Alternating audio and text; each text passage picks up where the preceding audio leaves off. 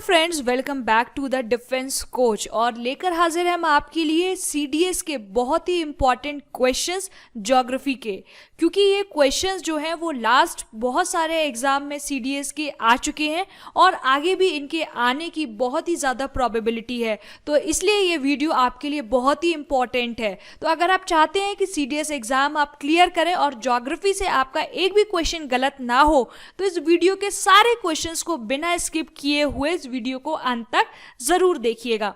तो चलिए शुरू करते हैं। Which of the following rivers divide the Deccan tableland from Central Highland in the northern India? Okay ये जो आपका इंडिया है तो उसमें अगर हम बात करें सेंट्रल हाईलैंड की, तो वो ये वाला जो पोर्शन होता है इसको हम सेंट्रल हाईलैंड बोलते हैं, और यहाँ पर ये जो नीचे वाला पोर्शन है इसको हम बोलते हैं डेक्कन प्लेट्यू, और यहाँ पर आपका होता है छोटा नागपुर प्लेट्यू। ओके, तो आपको पता है कि यहाँ से हमारी कौन सी दो river west flowing river flow करती हैं, एक है आपकी नर्मदा और एक है आपकी ताप्ती। चंबल रिवर जो है वो कहाँ, ऊपर राजस्थान के साइड से फ्लो करती है जो कि यमुना में मिलती है। कृष्णा आपको पता है नीचे आपकी निकलती है। गोदावरी वो भी आपकी डेक्कन प्लेट्यू की रिवर है। केवल आपकी क्या बची, नर्मदा, जो कि आपकी सेंट्रल हाईलैंड और जो डेक्कन प्लेट्यू है इसके बीच में एक डिवाइड क्रिएट करती है। Which of the following is not the characteristic of peninsular rivers? Peninsular river जो आपकी पेनिनसुला इंडिया में फ्लो होती हैं, ठीक है। ये फर्स्ट बोल रहा है कि सीजनल फ्लो ही उनका एक मेन कैरेक्टरिस्टिक होती है, ठीक है, क्योंकि वहां पर जो मेनली उनको पानी मिलता है वो रेनी सीजन से ही मिलता है, ठीक है। हिमालयन रिवर्स की तरह वो पेरिनियल नहीं होती हैं। Meandering tendency often shifting their beds, क्योंकि ये जो रिवर्स हैं हमारी वो कैसी हैं, बहुत ओल्ड रिवर्स होती हैं पेनिनसुलर इंडिया की, क्योंकि पेनिनसुलर इंडिया भी हमारा बहुत ओल्डेस्ट पार्ट है इंडिया का, तो इसके लिए इसकी जो रिवर्स हैं वो भी ओल्ड है, जिसकी वजह से ये जो मियांडरिंग या जो इस तरीके से जो लहरा के आपकी जो रिवर्स चलती हैं वो वाला जो एक कैरेक्टरिस्टिक है वो ये नहीं बनाती हैं। तो इसलिए इसका करेक्ट ऑप्शन है meandering tendency. And flow through shallow valleys, बहुत ही वैलीज जो है इनकी शैलो होती हैं क्योंकि इनकी इरोजनल पावर जो होती है वो बहुत ही ना के बराबर होती है। तो आपका सही आंसर है B. Tochi, Gilgit and Hunza are tributaries of, आपको पता है गंगा की इस तरीके की कोई भी ट्राइब्यूटरीज आपने नहीं पढ़ी होंगी, ब्रह्मपुत्र इसकी भी नहीं पढ़ी होंगी, और यमुना तो खुद ही आपकी गंगा की ट्राइब्यूटरी है वो भी नहीं आपने पढ़ी होगी। तो बचता कौन है आपका इंडस की आपकी कौन सी मेन ट्राइब्यूटरीज और हैं, आपने पढ़ी होंगी झेलम, चेनाब, ओके, रावी, ब्यास एंड सतलज, ये भी आपकी इंपॉर्टेंट ट्राइब्यूटरीज हैं और जो कि किसकी है, इंडस की ही हैं, तो ये भी आपको याद रखनी है। The right Ganga tributaries of the plain do not include, कौन सी इंक्लूड नहीं करती है, आपको पता होगा कि अगर हम अलकनंदा की बात करें तो आपने देवप्रयाग का नाम सुना होगा।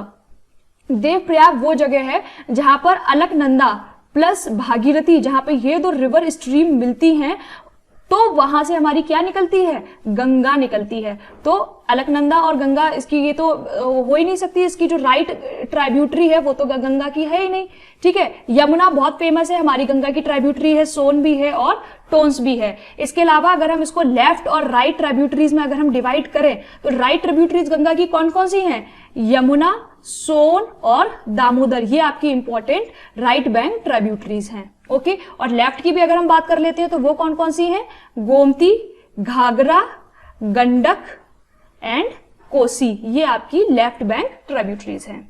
Most rivers flowing west from the western Ghats do not form deltas because of, जो आपकी रिवर्स हैं वो फ्लो करती हैं कहां पर, वेस्ट की तरफ, ठीक है, फ्रॉम द वेस्टर्न घाट, आपको पता है यहाँ पर हमारे वेस्टर्न घाट्स हैं, और जो वेस्ट की तरफ जाती हैं, अगर वेस्ट की तरफ मतलब कि अरेबियन सी या गल्फ ऑफ खंबात में जो भी मिलती हैं वो डेल्टा क्यों नहीं बनाती हैं, क्योंकि उसमें उनके पास लैक होता है इरोडेड मटेरियल्स का, ठीक है, क्योंकि उनका जो ग्रेडियंट होता है, क्योंकि ये माउंटेन से या फिर सीधे से एकदम से गिर जाती है ना, तो ये डिपोजिशन के लिए इनको जो मटेरियल चाहिए, जो सैंड चाहिए, जो सिल्ट चाहिए, वो इनके पास नहीं होती है, जिसकी वजह से ये डायरेक्ट गिर जाती है और वहां पर क्या बनाती हैं, एस्चुरीज बनाती हैं, ओके। और जो आपकी ईस्टर्न फ्लोइंग रिवर्स है वो भी डेल्टा बनाती हैं, बट उतना ब्रॉड डेल्टा नहीं बनाती जितनी की आपकी ये जो गंगा ब्रह्मपुत्र रिवर्स जो है वो डेल्टा बनाती हैं। Which of the following is not a tributary of the Krishna, इससे पहले भी हम डिस्कस कर चुके हैं कि तुंगभद्रा बहुत ही इंपॉर्टेंट ट्राइब्यूटरी है कृष्णा की, बहुत सारे एग्जाम्स में क्वेश्चन पूछा जाता है। मालप्रभा भी ट्राइब्यूटरी है, घट प्रभा भी हमारी ट्राइब्यूटरी है। अमरावती हमारी ट्राइब्यूटरी नहीं है, किसकी, कृष्णा की। किसकी ट्राइब्यूटरी है ये कावेरी की ट्राइब्यूटरी है, और कावेरी की ये लॉन्गेस्ट ट्राइब्यूटरी है, कौन सी, Amaravathi. India has an endless growing season, India का जो ग्रोइंग सीजन है वो बहुत बड़ा है। क्यों है? क्योंकि it experience the monsoonal type of climate, the distribution of rainfall is uneven. अगर डिस्ट्रीब्यूशन ऑफ रेनफॉल अनइवन है तो छोटा होना चाहिए, है ना। तो temperature throughout the year are favourable for the growth of the plants, ये सही आंसर है। क्योंकि इंडिया जो है वो आपका ट्रॉपिकल जोन और सब ट्रॉपिकल जोन, आपको पता है 23.5 डिग्री नॉर्थ और साउथ, इसके बीच के जोन को हम क्या बोलते हैं? Tropical zone. और ऊपर वाला हमारा रीजन क्या हो जाता है? सब ट्रॉपिकल जोन। तो इंडिया इन दोनों रीजन्स में लाई करता है, तो जिसकी वजह से जो सन की जो डायरेक्ट लाइट होती है वो इंडिया पर हमेशा किसी ना किसी पार्ट पर पड़ती ही रहती है। तो उसकी वजह से यहाँ पर जो ग्रोइंग सीजन है वो बहुत ही अच्छा रहता है। और वैसे भी आपको प्लांट्स के ग्रो के लिए क्या चाहिए? एक तो आपको टेम्परेचर सही चाहिए, दूसरा आपको क्या चाहिए? प्रेसिपिटेशन यानी कि बारिश सही चाहिए। तो वो आपको मानसून और टेम्परेचर, आपको दोनों चीजें आपको मिल जाती हैं। बट मेन रीजन क्या है इसका? टेम्परेचर यहाँ पर आपको अच्छा मिलता है। October heat is caused due to, October heat किसकी वजह से होती है? Absence of rain, no, combination of high temperature and excessive humidity, yes. ये जो आपका मानसून के बाद का टाइम होता है, मतलब कि पोस्ट मानसून टाइम जो होता है, और जो आपका विंटर्स आने वाली होती है, मतलब कि प्री विंटर वाला जो टाइम होता है, इसमें क्या होता है? जब आपका मानसून रिट्रीट कर रहा होता है, वापस लौट रहा होता है, तो धीरे धीरे आपका टेम्परेचर जो है वो इंक्रीज करने लगता है, ठीक है। और क्योंकि मानसून वापस से लौट रहा है तो ह्यूमिडिटी यानी कि आपकी वो तो रहेगी, क्योंकि लौटते वक्त भी बारिश होती है आपके सदर्न पार्ट में कुछ जगहों पर, तो उसकी वजह से ह्यूमिडिटी भी आपकी क्या रहती है? हाई रहती है। इसलिए वहां पर आपको जो ये मुंबई है या साउथ इंडिया, ये जो टेम्परेचर होता है यहाँ पे बहुत हाई हो जाता है, ह्यूमिडिटी बहुत ज्यादा हो जाती है, और जिसको कि हम किस नाम से बोलते हैं? अक्टूबर हीट के नाम से बोलते हैं। और अक्टूबर जो होता है वो बहुत ही गर्म हो जाता है, ये वाला जो मंथ है।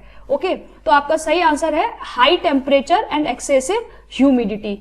The weather office predicts depression over a certain area, it means, ये बात आप याद रख लीजिए कि कहीं पर भी अगर डिप्रेशन की बात हो रही है तो इसका मतलब वहां पर बात हो रही है लो प्रेशर की।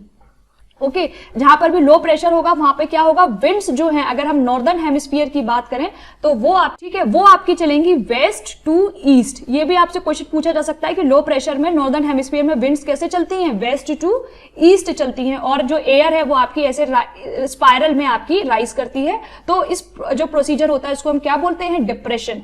तो आपका सही आंसर क्या है? Atmospheric pressure in that area is lower than that in the surrounding areas, और क्लाउडी स्काई, और इसकी वजह से जो इफेक्ट होता है डिप्रेशन की वजह से, उसकी वजह से आपको थंडरस्टॉर्म भी आता है, क्लाउड्स भी जनरेट होते हैं, रेनफॉल भी होती है। तो ये सारा फिर इसकी वजह से ही ये सारे आंसर्स होंगे। तो फर्स्ट आपका लेकिन करेक्ट आंसर क्या है? B. Which time of the day is generally the hottest period all over the India? तो सही आंसर इसका क्या है? 3 PM। क्यों?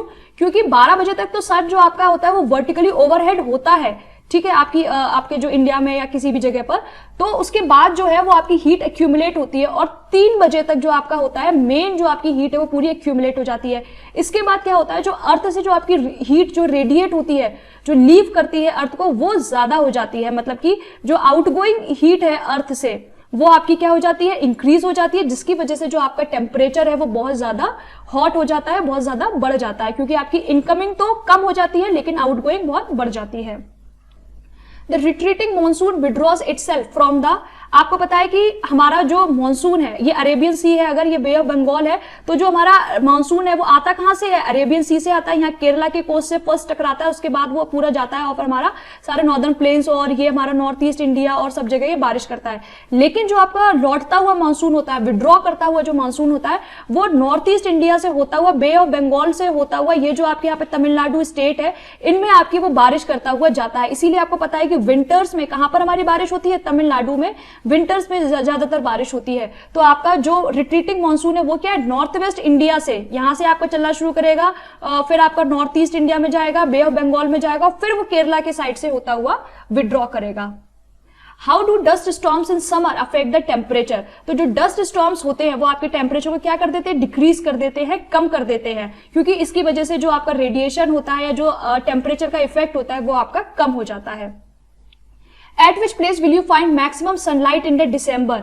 तो सही आंसर क्या है इसका? कन्याकुमारी। क्यों है कन्याकुमारी?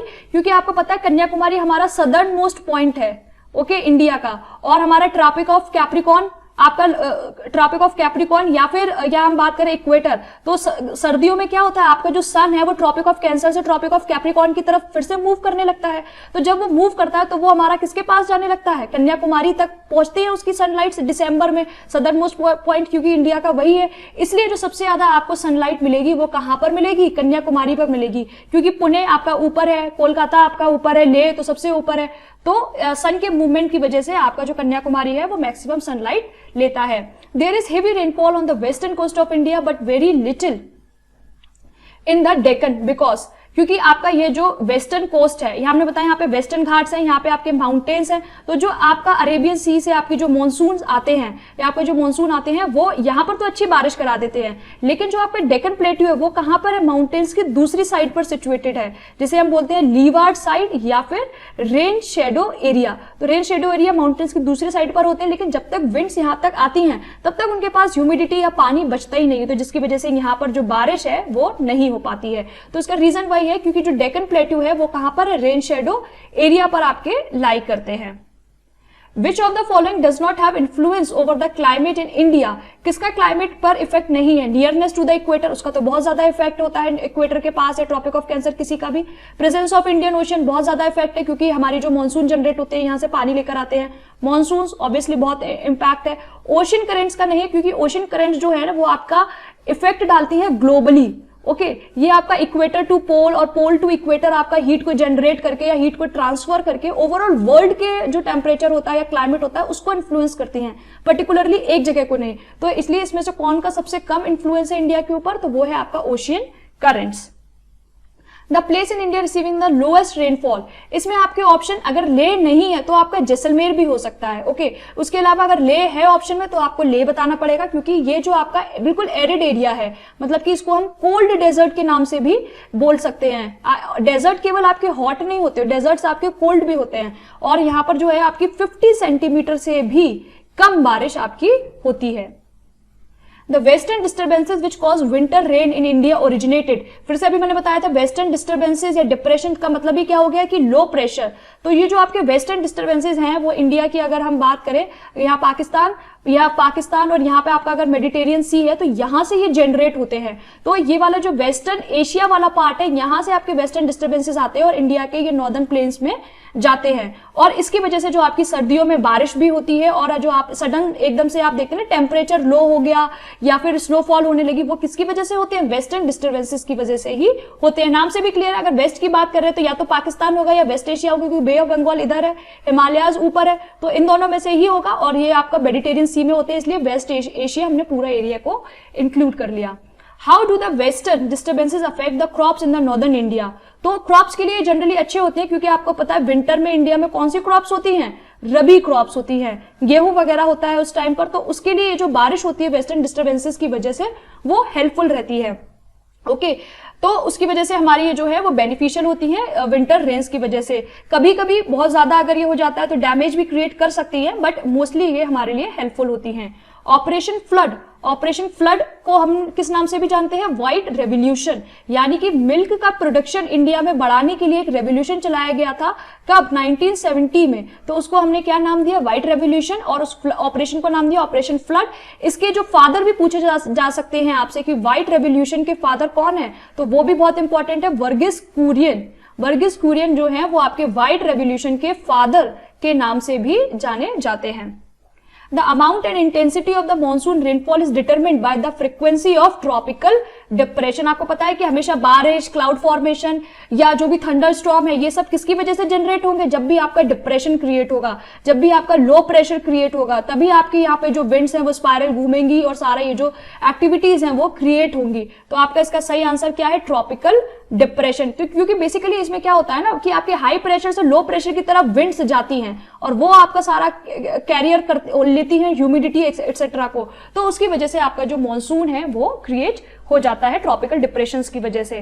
तो ये थे आपके बहुत ही इंपॉर्टेंट 20 क्वेश्चन जिनको कि अभी हमने डिस्कस किया। इसके प्रीवियस पार्ट्स में हम और भी क्वेश्चन डिस्कस कर चुके हैं, डिस्कस करेंगे अदर इंपॉर्टेंट क्वेश्चंस आपके ज्योग्राफी के लिए जो कि आपके एग्जाम के लिए बहुत ही इंपॉर्टेंट होने वाले हैं। इसलिए नेक्स्ट वीडियो को, किसी भी वीडियो को आप मिक्स मत कीजिएगा। मिलते हैं आपसे अगले लेक्चर में, बाय बाय।